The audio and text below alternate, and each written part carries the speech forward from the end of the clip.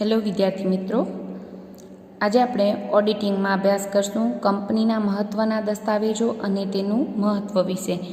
હવે chapter start કર્યું company audit, ત્યારે જ મેં વાત કરી હતી કે આખા ચેપ્ટરમાં તમને મુખ્યત્વે ભણવાનું છે દરેક બાબતોમાં કંપની ધારાની શું જોગવાઈઓ છે અને એ અંગે ઓડિટરની શું ફરજો છે. જે યુનિવર્સિટી એક્ઝામમાં ક્વેશ્ચન પૂછાતા હોય છે એમાં પણ એમ જ પૂછવામાં આવતું હોય છે પર્ટિક્યુલર આ ટોપિક રિગાર્ડિંગ કંપની ધારાની જોગવાઈઓ જણાવો, અથવા તો કોઈ પણ પર્ટિક્યુલર ટોપિક વાઇઝ ઓડિટરની શું ફરજ છે એ જણાવો. જનરલી આ કંપની ઓડિટ ચેપ્ટરમાં આ પ્રકારના પ્રશ્નો પૂછાતા હોય છે.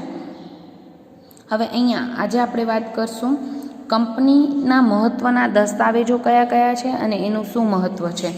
લાસ્ટ લેક્ચરમાં આપણે જ્યારે ચર્ચા કરી કે કંપનીનું ઓડિટ શરૂ કરતાં પહેલાં ઓડિટરે કયા મુદ્દા ધ્યાનમાં રાખવા જોઈએ, ત્યારે પણ આપણે જે મહત્ત્વના દસ્તાવેજોની ચર્ચા લીધી હતી, એટલે કે મેમોરેન્ડમ ઓફ એસોસિએશન એટલે શું, આર્ટિકલ્સ ઓફ એસોસિએશન શું છે, વિજ્ઞાપન પત્ર શું છે, સભા નોંધ અને પ્રાથમિક કરારો. આ 5 કંપનીના મહત્ત્વના દસ્તાવેજો છે. એ કંપનીનું ઓડિટ શરૂ કરતાં પહેલાં ઓડિટરે મેળવી લેવા જોઈએ અને એમાંની કઈ કઈ વિગતો તપાસવી એ બાબતે ઓડિટરની કઈ કઈ બાબતો એને એમાં જોવી જોઈએ એની ચર્ચા આપણે લાસ્ટ લેક્ચરમાં કરી હતી. આજે ડિટેલમાં એક મહત્ત્વના દસ્તાવેજો શું છે એની ચર્ચા કરશું. આમ તો જે વિદ્યાર્થીઓ 11-12 અથવા તો ફર્સ્ટ યરમાં કે એસપી ભણીને આવ્યા હશે, સેક્રેટરિયલ પ્રેક્ટિસ, એના માટે આ મુદ્દો સરળ કહી શકાય. કંપનીના મહત્ત્વના દસ્તાવેજો 5 છે ટોટલ. મેમોરેન્ડમ ઓફ એસોસિએશન એટલે કે આવેદનપત્ર, આર્ટિકલ્સ ઓફ એસોસિએશન એટલે કે નિયમનપત્ર, ત્યારબાદ વિજ્ઞાપન પત્ર, પ્રોસ્પેક્ટસ, પછી સભા નોંધ એટલે કે મિનિટ્સ બુક, અને છેલ્લું છે પ્રાથમિક કરારો. કંપનીએ જે પ્રિલિમિનરી કોન્ટ્રાક્ટ્સ કર્યા હોય એ કંપનીના 5 મહત્ત્વના દસ્તાવેજોનો આપણે આમાં અભ્યાસ કરવાનો છે. એમાં પહેલાં 3 આપણે આજે લેશું અને પછી આપણે સભા નોંધ અને પ્રાથમિક કરાર નેક્સ્ટ લેક્ચરમાં વાત કરશું. કારણ કે memorandum of association, articles of association અને વિજ્ઞાપન પત્ર વિશે તમે થોડું ઘણું જાણો પણ છો. આપણે ખબર છે કે કોઈ પણ હવે જાહેર કંપની અને ખાનગી કંપની માટે મહત્ત્વના દસ્તાવેજો કહી શકાય.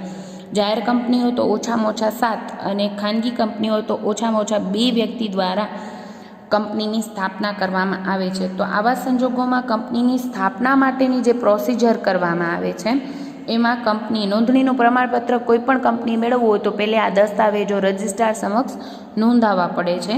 મેમોરેન્ડમ ઓફ એસોસિએશન અને આર્ટિકલ્સ ઓફ એસોસિએશન.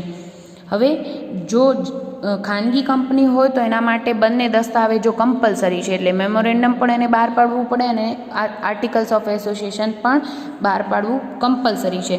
જો જાહેર કંપની હોય તો એને મેમોરેન્ડમ બહાર પાડવું કમ્પલસરી છે, જ્યારે આર્ટિકલ્સ ઓફ એસોસિએશન જો જાહેર કંપની જો ન બનાવે તો એને કંપની ધારામાં જે ટેબલ એ આપવામાં આવ્યું છે એની જોગવાઈઓ લાગુ પડે છે. બરાબર, એટલે જાહેર કંપની માટે આર્ટિકલ્સ ઓફ એસોસિએશન બહાર પાડવું ફરજિયાત નથી.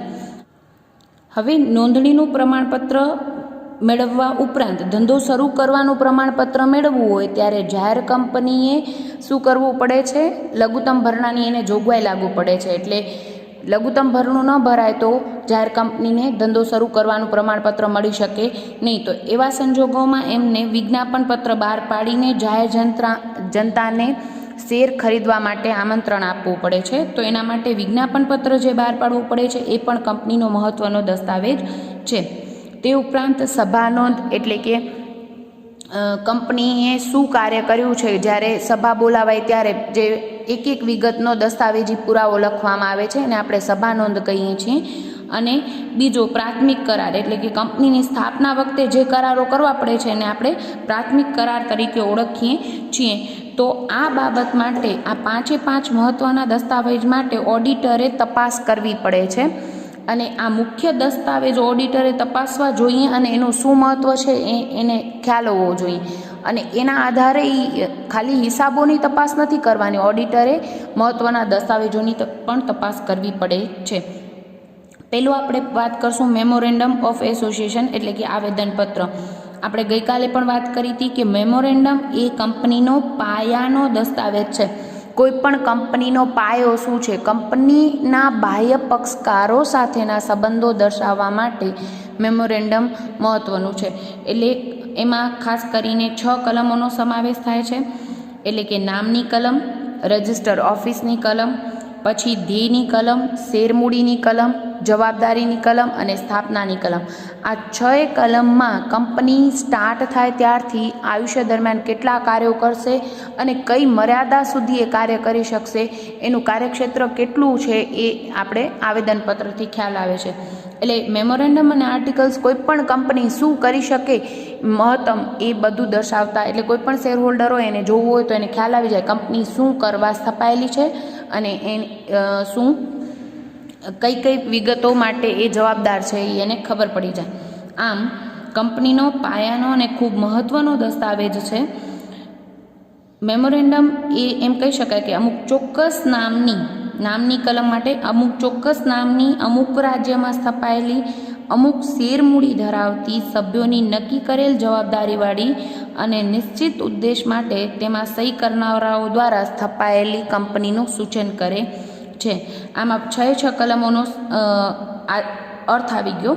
કયું નામ છે? નામમાં કોઈ ફેરફાર ન હોઈ શકે. નામના આધારે ખબર પડે કે કંપની પ્રાઇવેટ લિમિટેડ હોય તો ખાનગી કંપની છે, લિમિટેડ હોય તો એ જાહેર કંપની છે. બરાબર. નામની કલમમાં કઈ કંપની છે નામ ઉપરથી ખબર પડે. રાજ્યમાં આવેલી, કયા રાજ્યમાં આવેલી છે એટલે સ્થાપનાની કલમ. ક્યાંની ડોમિસાઇલ છે એટલે એને ખબર, રજિસ્ટર ઓફિસ ક્યાં છે એના આધારે નક્કી થતું હોય છે કે એને કાયદાનું કયું ક્ષેત્ર લાગુ પડશે. પછી કેટલી શેરમૂડી છે? શેરમૂડીમાં કોઈ ફેરફાર કરી ન શકે. કંપનીની સત્તાવાર મૂડીથી વધુ મૂડી કંપની બહાર ન પાડી શકે, એટલે શેરમૂડીની કલમ પણ મહત્ત્વની. જવાબદારીવાળીની કલમ ઉપરથી ખબર પડે કે કોઈ પણ કંપનીના સભ્યોની જવાબદારી મર્યાદિત છે કે અમર્યાદિત. કારણ કે એના કારણે અમર્યાદિત જવાબદારીવાળી કંપની હશે તો ઓડિટરે હિસાબો તપાસતી વખતે કોઈ મુદ્દા એવા આવે તો એને ખ્યાલ હોવો જોઈએ કે સભ્યોની જવાબદારી મર્યાદિત છે કે અમર્યાદિત. જો કે અમુક વર્ષોથી અમર્યાદિત જવાબદારીવાળી કંપની સ્થાપી શકાતી નથી. ત્યારબાદ છે ઉદ્દેશની કલમ. કંપનીની 6 કલમોમાં સૌથી મહત્ત્વની કલમ ઉદ્દેશની કલમ. ઉદ્દેશની કલમ જનરલી બધી જ કંપનીઓ વિશાળ રાખતી હોય છે, પણ ઉદ્દેશની કલમમાં ન જણાવવામાં આવ્યું એવું કોઈ પણ કાર્ય કોઈ પણ કંપની કરી શકે નહીં. અને જો કરે તો ઉદ્દેશની કલમમાં ન હોય એવું કોઈ પણ કાર્ય કંપની કરે તો એને સત્તા બહારનું કાર્ય એટલે કે અલ્ટ્રા વાયર્સ કહેવામાં આવે છે, જેની ચર્ચા આપણે ગઈકાલે પણ લીધી હતી. ને જો કોઈ કંપની ધ્યેયની કલમમાં ન હોય એવું કોઈ કાર્ય કરતી હોય એટલે કે સત્તા બહારનું કાર્ય કરતી હોય તો એવા સંજોગોમાં ઓડિટરે પોતાના અહેવાલમાં એનો ઉલ્લેખ કરવો પડે. એટલે ઓડિટરે મેમોરેન્ડમનો અભ્યાસ બરાબર રીતે કરી લેવો જોઈએ, જેથી કંપની કઈ પ્રવૃત્તિ કરી શકે એ એને ધ્યેયની કલમ ઉપરથી ખ્યાલ આવી જાય. ત્યારબાદ છે સ્થાપનાની કલમ. એટલે સ્થાપનાની કલમ ઉપરથી ખબર પડે કે કંપની સ્થાપકો કોણ છે અને એમની લાયકાત શું છે તેમજ એમની જવાબદારી શું છે. બરાબર. બીજી વસ્તુ, સૌથી મહત્ત્વની વસ્તુ જો મેમોરેન્ડમ વિશે કહીએ તો એ એક પાયાનો દસ્તાવેજ છે, સાથે એમ કહી શકાય કે અફર દસ્તાવેજ છે. એમાં એકવાર થઈ જાય જે આ કલમો 6 નક્કી થઈ ગઈ, એમાં જનરલી મોસ્ટ ઓફ સંજોગોમાં ફેરફાર કરી શકાય નહીં. એટલે કે ફેરફાર ન કરી શકાય એવો મહત્ત્વનો દસ્તાવેજ છે, ન ફેરવી શકાય એવો અફર દસ્તાવેજ કહી શકાય. પછી વાત કરીએ આપણે આર્ટિકલ્સ ઓફ એસોસિએશનની. આર્ટિકલ ઓફ એસોસિએશન એટલે શું? તો કે નિયમનપત્ર. જે મેમોરેન્ડમ છે એ કંપનીના બાહ્ય લોકો સાથેના સંબંધો કેવા અથવા તો એની સાથેનું કયા રીતના વ્યવહારો થશે એ બાબત જણાવતું હોય છે. મુખ્યત્વે બાહ્ય પક્ષકાર સાથે સંબંધો દર્શાવતું હોય. આર્ટિકલ્સ કંપનીની અંદર નિયમો કયા કયા લાગુ પડશે એના માટેનું ડિટેલ જણાવેલી હોય છે. આર્ટિકલ્સમાં કંપનીના આંતરિક સંચાલનને લગતા નિયમો હોય છે. મેમોરેન્ડમ એ સૂચવે છે કે કંપની ક્યાં કામ કરવા સ્થપાયેલી છે, જ્યારે આર્ટિકલ એ સૂચવે છે કે આ કામ કંપની કેવી રીતે કરશે. બરાબર. અને એના માટે એને દરેક કાર્ય માટેના આંતરિક નિયમો, સંચાલન કઈ રીતે થશે એ દરેક બાબતોની કંપનીનું જે કાર્ય છે એ બધાના નિયમો એમાં લખેલા હોય છે. એટલે આ જાહેર કંપની આર્ટિકલ્સ ન બહાર પાડે તો કંપની ધારામાં ઓલરેડી ટેબલ એ નો જે નમૂનો આપવામાં આવ્યો છે એ આના જેવો છે. એટલે કે કંપનીના આંતરિક સંચાલનને લગતા નિયમો બતાવેલા છે. એમાં શેરને લગતી બાબતના નિયમો, કંપનીનું સંચાલન કરનાર વ્યક્તિઓના હકો અને ફરજો તેમજ જવાબદારીઓ, હિસાબોને લગતા નિયમો, કંપનીની આંતરિક વ્યવસ્થાને લગતા નિયમો તેમજ નફાની વહેંચણી, સભાને લગતા નિયમો વગેરે બાબતોની ડિટેલ જણાવેલી હોય છે. આર્ટિકલ્સ તપાસતા ઓડિટરે શું કરવું જોઈએ? આ દરેક બાબતમાં તમારે મેઇન વિગત એ ફોકસ કરવાની છે કે આર્ટિકલ્સ તો એના અંગે કંપની ધારામાં શું જણાવવામાં આવ્યું છે અને આ અંગે ઓડિટરે શું કાર્ય કરવાનું છે. તો ઓડિટરે એમાં કઈ કઈ બાબતો આર્ટિકલ્સમાં તપાસવી જોઈએ? તો કે શેરમૂડીને લગતી બધી વિગતો તપાસવી જોઈએ, જેવી કે શેરમૂડી બહાર પાડવા અંગેના નિયમો શું છે, શેર કે ડિબેન્ચર બહાર પાડતા બાંયધરી કમિશન આપવામાં આવ્યું છે કે કેમ, અને આપવામાં આવ્યું છે તો શેર ઉપર 5% અને ડિબેન્ચર ઉપર 2.5%થી વધુ બાંયધરી કમિશન નથી આપ્યું ને, તેમજ શેર ઉપર કેટલા હપ્તા અને કેટલા મંજૂરી વખતે મંગાવવા, કેટલા હપ્તા ન ભરાય તો શેર જપ્ત કરી શકાય, અથવા બાકી હપ્તા કે અગાઉથી મળેલ હપ્તા ઉપર વ્યાજ આપવું કે કેમ, અને આપવું તો કેટલા ટકા આપવું, શેરમૂડીની પુનઃરચના જો કરવાની હોય તો કયા નિયમો એને લાગુ પડશે, જાહેર કંપની જો આર્ટિકલ્સ બહાર પાડ્યું હોય તો લઘુત્તમ ભરણું કેટલું, અને કંપની ધારા મુજબ લઘુત્તમ ભરણું યોગ્ય છે કે કેમ, અને સભ્યોના મતાધિકાર કેટલા છે, એ બાબતે શેરમૂડીને લગતા નિયમો એમાં હોય છે. એ ઓડિટરે આર્ટિકલ્સ તપાસતા જોઈ લેવા જોઈએ. પછી સંચાલકના હક અને ફરજો કયા છે? ડિરેક્ટરો, મેનેજિંગ ડિરેક્ટર, મેનેજર વગેરેનું નિમણૂકના નિયમો, પુનઃ નિમણૂક કરવી તો કે કયો નિયમ લાગુ પડે, મહેનતાણું કેટલું આપી શકાય, દરેક ડિરેક્ટર, મેનેજિંગ ડિરેક્ટર કે મેનેજરની સત્તા ફરજો અંગે શું જોગવાઈ કરવામાં આવી છે, એ દરેક કંપનીના પોતાના જે નિયમો હોય નિમણૂક અંગેના તે અને મહેનતાણા અંગેના એ ઓડિટરે તપાસી લેવા જોઈએ આર્ટિકલ્સના આધારે. પછી સભા અંગેના નિયમો, સભા બોલાવવા અંગે કાર્યવાહી કેવી રીતે કરવામાં આવે છે, કેટલા દિવસ પહેલાં સંચાલકો માલિકોને સભા માટે બોલાવે છે, સભા સંચાલન અંગે કાર્યવાહી કઈ રીતે કરવામાં આવે છે વગેરે બાબતો આર્ટિકલ્સ ઉપરથી ઓડિટરે જોઈ લેવી જોઈએ. આ ઉપરાંત મેઇન તો શેરમૂડીને લગતા નિયમો, પછી સભાને લગતા નિયમો મેઇન ચેક કરવાના હોય છે, અને સંચાલકોમાં ડિરેક્ટર કોણ છે, મેનેજિંગ ડિરેક્ટર કોણ છે, મેનેજર કોણ છે એને જોઈ લેવું ને એનું શું કાર્ય છે એ જોઈ લેવું જોઈએ. આ ઉપરાંત બીજી બાબતો જો આર્ટિકલ્સમાં ચેક કરવી હોય ઓડિટરે તો બોર્ડ ઓફ ડિરેક્ટર્સની નાણાં ઉછીના લેવાની સત્તા કેટલી છે, ડિવિડન્ડ જાહેર કરવા માટે કઈ કઈ કાર્યવાહી કરવી પડે, કંપનીના હિસાબો અને તે ઓડિટ અંગે કાર્યવાહી કઈ રીતે કરવાની છે, મૂડીમાંથી વ્યાજ આપવા અંગે જોગવાઈઓ છે કે કેમ. આ મહત્ત્વનો પ્રશ્ન છે. કલમ 208 હેઠળ મૂડીમાંથી વ્યાજ આપવું, જે આપણે નેક્સ્ટ જ્યારે એ મુદ્દો આવશે ત્યારે બહુ ડિટેલમાં અભ્યાસ કરશું. તો આ અંગે પણ કઈ કઈ જોગવાઈઓ કંપનીમાં છે એ ઓડિટરે જોઈ લેવું જોઈએ. જો જાહેર કંપની હોય તો આર્ટિકલ્સ તૈયાર ન કર્યું હોય તો એને ટેબલ એની જોગવાઈઓ લાગુ પડે છે. એની ચર્ચા આપણે ઓલરેડી 2-3 વાર કરી લીધી છે. કંપનીએ પોતાના આર્ટિકલ્સ ઓફ એસોસિએશનના કોઈપણ નિયમમાં ફેરફાર કર્યો હોય તો ઓડિટરે જાણી લેવું જોઈએ કે એ હિસાબોને કેટલે અંશે સ્પર્શે છે.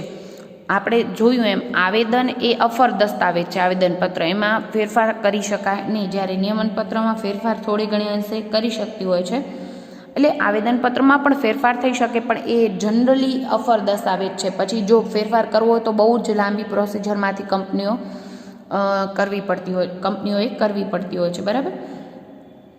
ઓડિટરે આર્ટિકલ્સ ઓફ એસોસિએશન અંગે કંપની ધારાની જોગવાઈઓનું બરાબર પાલન થયું છે કે નહીં એ ખાસ જોઈ લેવું જોઈએ. આર્ટિકલ્સમાં ઓડિટરે કઈ કઈ બીજી બાબતો આને લગતા નિયમો હિસાબોને કઈ રીતે અસર કરશે, કારણ કે શેરમૂડીને લગતા નિયમો હિસાબોને અસર કરશે તો એને જોઈ લેવા જોઈએ. સાથે ઓડિટરે બીજું શું જોઈ લેવું જોઈએ તો કે આર્ટિકલ્સ કંપની ધારાની જોગવાઈ પ્રમાણે બનાવવામાં આવ્યું છે કે કેમ. શેરમૂડીથી મર્યાદિત જવાબદારીવાળી કંપની આર્ટિકલ્સ ન અપનાવે તો ટેબલ એની એને જોગવાઈઓ લાગુ પાડી છે કે કેમ. ખાનગી કંપની માટે તો આપણે જાણીએ છીએ એમ આર્ટિકલ્સ ફરજિયાત છે. તેમાં વપરાયેલા દરેક શબ્દનો અર્થ અને સંદર્ભ સ્પષ્ટ છે કે કેમ એ પણ ઓડિટરે જોઈ લેવું જોઈએ. તેમજ આર્ટિકલ્સ ઓફ એસોસિએશન એટલે કે નિયમનપત્ર છાપેલું, અનુક્રમવાળું અને યોગ્ય ફકરામાં તૈયાર કરવામાં આવ્યું છે કે કેમ એ ઓડિટરે જોઈ લેવું જોઈએ. હવે એક કેસ હતો જેનો આપણે ગઈકાલે પણ જ્યારે ચર્ચા થઈ હતી કે ઓડિટરે કયા કયા મુદ્દા ઓડિટિંગ સ્ટાર્ટ કરતાં પહેલાં શેની તપાસ કરવી જોઈએ. ત્યારે પણ આર્ટિકલ્સ ઓફ એસોસિએશનનો મુદ્દો લીધો ત્યારે આપણે કેસની જે ચુકાદો આવ્યો એની વાત કરી હતી કે ઓડિટર એમ કહીને પોતાની જવાબદારીમાંથી છટકી ના શકે કે તેને આર્ટિકલ્સ જોયું નહોતું. બરાબર, એ જ કેસ અહીંયા રિપીટ કહેવામાં આવ્યો છે, એટલે ખાસ ધ્યાન રાખજો. ઓડિટર પોતાના કાર્ય માટે જવાબદાર છે.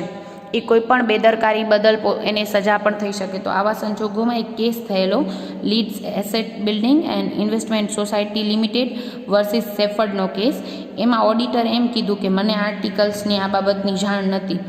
તો જો ઓડિટર એ ચાર્ટર્ડ એકાઉન્ટન્ટ છે, એને આર્ટિકલ્સના અસ્તિત્વ વિશે જાણે છે કે આ આર્ટિકલ્સ તો હોવું જોઈએ, તો એ એવું બહાનું બતાવી શકે નહીં કે એને આર્ટિકલ્સનો અભ્યાસ કર્યો નહોતો. બરાબર, હવે વાત કરીએ વિજ્ઞાપન પત્રની. વિજ્ઞાપન પત્ર એટલે શું તમે જાણો છો કે વિજ્ઞાપન પત્ર એટલે જાહેર જનતાને શેર કે ડિબેન્ચર ખરીદવા માટે આમંત્રણ આપતો દસ્તાવેજ છે. કોઈ પણ જાહેર કંપની હોય એને લઘુત્તમ ભરણાની જોગવાઈ લાગુ પડે છે, એટલે કે એને નોંધણીનું પ્રમાણપત્ર મેળવી લીધું હોય પછી ખાનગી કંપની પોતાનો ધંધો શરૂ કરી શકે. જ્યારે જાહેર કંપની હોય તો એને નોંધણીનું પ્રમાણપત્ર મેળવ્યા પછી અમુક પ્રક્રિયા કર્યા પછી ધંધો શરૂ કરવાનું પ્રમાણપત્ર મેળવવું પડે છે ને એના પછી જ પોતાનો ધંધો સ્ટાર્ટ કરી શકે છે. તો આવા સંજોગોમાં એને લઘુત્તમ ભરણું ન ભરાય તો જાહેર કંપની ધંધો શરૂ કરવાનું પ્રમાણપત્ર મેળવી શકે નહીં. અને લઘુત્તમ ભરણું સમયસર ભરાય એના માટે શેર ખરીદવા જે ઈચ્છતા હોય એવા લોકોને, એટલે કે જાહેર જનતાને શેર ખરીદવા માટે અથવા તો ડિબેન્ચર ખરીદવા માટે આમંત્રણ આપવું પડે. અને એ આમંત્રણ આપતો જે દસ્તાવેજ બનાવવામાં આવે છે એને વિજ્ઞાપન પત્ર કહેવાય છે. વિજ્ઞાપન એટલે જાહેરાત. એમાં કંપની લોકોને પોતાના શેર ખરીદવા માટે આમંત્રણ આપે છે. એમાં કંપનીને લગતી સંપૂર્ણ વિગતો આપવી જરૂરી છે. વિજ્ઞાપન પત્રમાં કઈ વિગતો આપવી એના માટે કંપની ધારાના બીજા પરિશિષ્ટમાં જણાવવામાં આવ્યું છે. તેમાં ગુલાબી ચિત્ર કંપનીનું રજૂ કરી શકાય નહીં. કોઈ પણ વિજ્ઞાપન પત્રમાં કંપની ખોટી માહિતી રજૂ કરે તો એના માટે કંપની જવાબદાર ઠરે છે. એટલે કોઈ પણ ખોટી માહિતી આપવા બદલ, મહત્ત્વની માહિતી છુપાવવા બદલ કંપનીને દંડ અને સજાની જોગવાઈ પણ કંપની ધારામાં કરવામાં આવી છે. એટલે વિજ્ઞાપનમાં જાહેરાત કરવાની છે, પણ કંપની શું કાર્ય કરી રહી છે, કંપનીના ફ્યુચર પ્લાન્સ શું છે, અથવા તો ચાલુ કંપની હોય તો છેલ્લા 5 વર્ષથી એ કેટલો નફો કરી રહી છે વગેરે આંકડા એને વિજ્ઞાપન પત્રમાં બતાવવા જોઈએ. ઓડિટરે વિજ્ઞાપન પત્ર તપાસતા કઈ બાબતો જોવી જોઈએ તો કે બહાર પાડેલી શેરમૂડી કેટલી છે. સત્તાવાર મૂડીથી વધુ શેરમૂડી કોઈ પણ કંપની બહાર પાડી શકે નહીં. બહાર પાડેલી શેરમૂડી, જુદા જુદા પ્રકારના શેર અને દરેક પ્રકારના શેર હોલ્ડરોના હકો શું છે. પછી રિડીમેબલ પ્રેફરન્સ શેર બહાર પાડવામાં આવ્યા હોય તો આર્ટિકલ્સમાં તે અંગે કંપનીને સત્તા છે કે નહીં એ પણ ઓડિટરે જોઈ લેવું જોઈએ. શેર પર અરજી સાથે, મંજૂરી સાથે અને હપ્તા વખતે કેટલા નાણાં મંગાવવામાં આવ્યા છે. લઘુત્તમ ભરણાની રકમ એ કંપની ધારાની જોગવાઈ મુજબ છે કે નહીં એ ખાસ જોઈ લેવું જોઈએ. કારણ કે લઘુત્તમ ભરણું સાવ ઓછું રાખે તો એટલા શેરની અરજી તો કોઈ પણ કંપનીને આવી જવાની છે. બરાબર, તો લઘુત્તમ ભરણાની જોગવાઈ કંપની ધારા મુજબ પૂરતી છે કે કેમ. મિલકતની ખરીદી અંગે કંપની કરાર કર્યા હોય તો એને લગતી વિગતો. પ્રાથમિક ખર્ચ, બાંયધરી કમિશન અને દલાલીને લગતી વિગતો. કોઈ પણ મહત્વપૂર્ણ કરાર કર્યા હોય કંપની તો એને લગતી વિગતો. તેમજ સ્થાપકોને ચૂકવવાની રકમ, જો નવી જ કંપની હોય તો. વિજ્ઞાપન પત્ર બહાર પાડ્યા તારીખથી અગાઉના 2 વર્ષ દરમિયાન કોઈ અગત્યના કરાર કર્યા હોય તો તેની વિગતો પણ વિજ્ઞાપન પત્રમાં દર્શાવી છે કે કેમ એ જોઈ લેવું જોઈએ. વિજ્ઞાપન પત્ર બહાર પાડવા અંગે કંપની ધારાની જોગવાઈઓનું સ્પષ્ટ પાલન થયું છે કે નહીં તે ઓડિટરે ખાસ જોઈ લેવું જોઈએ. એનામાં એ મુખ્ય જોગવાઈઓ કઈ હોઈ શકે તો કે મૂડી નિયામકની પરવાનગી લીધી છે કંપનીએ, કંપની રજિસ્ટ્રાર સમક્ષ એની નોંધણી કરાવી છે કે નહીં, નોંધણીનું પ્રમાણપત્ર મેળવ્યા પછી 90 દિવસમાં આ વિજ્ઞાપન પત્ર બહાર પાડવામાં આવ્યું છે કે કેમ, નોંધણી કરાવ્યાના 5 દિવસ પછી જાહેર જનતા માટે બહાર પાડ્યું. એટલે વિજ્ઞાપન પત્ર નોંધણીનું પ્રમાણપત્ર મેળવ્યા પછી 90 દિવસમાં રજિસ્ટ્રાર સમક્ષ નોંધાવવું પડે અને રજિસ્ટ્રાર સમક્ષ પ્રગટ કર્યા પછી 5 દિવસમાં જાહેર જનતા માટે બહાર પાડ્યું છે કે કેમ. વિજ્ઞાપન પત્ર સાથે અરજીનું ફોર્મ જોડવામાં આવ્યું છે કે કેમ? કારણ કે કોઈ પણ વ્યક્તિ આપણે જાહેર જનતાને આમંત્રણ આપીએ છીએ શેર ખરીદવા માટે, બરાબર? તો એ શેર એમને ખરીદવા હોય તો આપણે વિજ્ઞાપન પત્ર સાથે આપણે ફોર્મ જોડેલું હોય છે. શેર ખરીદવા હોય એ લોકો ફોર્મ ફિલઅપ કરી શકે. તો એ બિડાણ વગેરે બાબતોની મુખ્ય જોગવાઈઓનું પાલન થયું છે કે નહીં એ ઓડિટરે જોઈ લેવું જોઈએ. તે ઉપરાંત કંપનીએ ડિપોઝિટ મેળવી હોય તો ઓડિટરે જોઈ લેવું જોઈએ કે યોગ્ય જાહેરાત આપી છે અને યોગ્ય નિયમોનું પાલન થયું છે કે કેમ. કારણ કે એ ઓડિટરે ડિપોઝિટ મેળવી હોય તો કેટલી મેળવી છે અને એના માટે કંપની ધારાની જે લિમિટ્સ છે એ ધ્યાનમાં રાખી છે કે કેમ. વિજ્ઞાપન પત્રમાં જણાવેલી વિગત, અહીંયા સૌથી મહત્ત્વનો ટૉપિક એ છે કે જેમ આપણે અહીંયા કેસ થયો તો આર્ટિકલ્સમાં, ત્યારે આપણે વાત કરી કે આર્ટિકલ્સથી અજાણ હતો એમ ઓડિટર જણાવી શકે નહીં, કારણ કે મેમોરેન્ડમ અને આર્ટિકલ્સ કંપનીના મહત્ત્વના દસ્તાવેજ છે, તો એનો અભ્યાસ કરવો એના માટે કમ્પલસરી છે. પણ વિજ્ઞાપન પત્રમાં જો કંપનીએ ખોટી વિગતો દર્શાવી છે તો કંપની એના માટે જવાબદાર ઠરે, ઓડિટર એના માટે જવાબદાર નથી. એ વિગત ખાસ ધ્યાન રાખવી જરૂરી છે. ઓડિટરની આ અંગે કોઈ જવાબદારી નથી, પરંતુ વિજ્ઞાપન પત્ર બહાર પાડ્યું હોય તો તે કંપનીના છેલ્લા 5 વર્ષના નફા કે ખોટ અને કેટલું ડિવિડન્ડ ચૂકવ્યું છે એ અંગે તેમજ છેલ્લા નાણાકીય વર્ષને અંતે પાકા સરવૈયા મુજબ ઓડિટરનો અહેવાલ એમાં પ્રગટ થયેલો હોવો જોઈએ અને એ વિજ્ઞાપન પત્રમાં સમાવેશ થયો છે કે નહીં એ ઓડિટરે જોઈ લેવું જોઈએ. પણ વિજ્ઞાપન પત્રમાં જણાવેલી વિગત માટે ઓડિટર જવાબદાર નથી. ક્લિયર? હવે સભા નોંધ અને પ્રાથમિક કરાર જે કંપનીના મહત્ત્વના દસ્તાવેજો છે એની આપણે નેક્સ્ટ લેક્ચરમાં ચર્ચા લેશું. Thank you so much.